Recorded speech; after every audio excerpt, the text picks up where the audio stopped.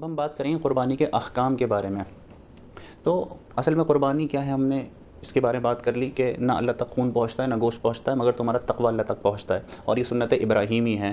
तो अहनाफ़ के यहाँ क़ुरबानी जो है ये वाजिब है, कंपलसरी है। दीगर के यहाँ ये सुन्ना मुस्तहब है, सुन्ना है, मुस्तहब है, या इसको सुन्ना मुअक्कदा भी कह सकते हैं।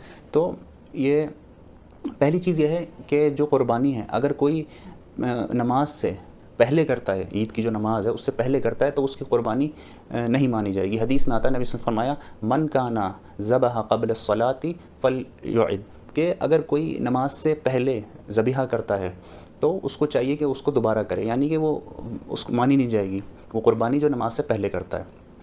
दूसरी चीज़ ये कि जो जानवर हैं वो ऐसे हों कि जो मैच्योर्ड हों, यानी कि जो उम्र पे हों, छोटे ना हों। जैसे कि भेड़ के लिए जैसे कि 6 महीने एटलीस्ट उसकी उम्र होनी चाहिए। गोट के लिए उसकी उम्र कम से कम 1 साल होनी चाहिए। उससे थोड़ा बड़े जानवर जैसे बफ़ेलो है उसकी 2 साल, और कैमल के लिए 5 साल, ऊँट के लिए 5 साल।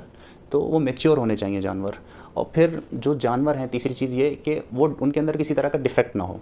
डिफ़ेक्ट यानी कि जैसे कि चलने में कोई उनके अंदर कमी ना हो, कोई चोट ना हो पैरों में ऐसी कि जिसकी वजह से वो लिम्प करें, चल ना पाएँ, या फिर वो देख ना सके जानवर, या उसके सींग उखड़ गए हों, या उसके कान ना हो, कान कट गए हों। तो इस तरह की सारी चीज़ें, यानी कि जानवर ठीक होना चाहिए।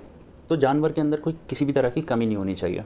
फर्दर जो छोटा जानवर है वो एक आदमी के लिए काफ़ी है, मतलब एक आदमी उसको कर सकता है, हिस्सा ले सकता है। और जो बड़ा जानवर है उसके अंदर 7 लोग हिस्सा ले सकते हैं, जैसे कि ऊँट है या बफ़ेलो है, तो उसके अंदर 7 लोग हिस्सा ले सकते हैं।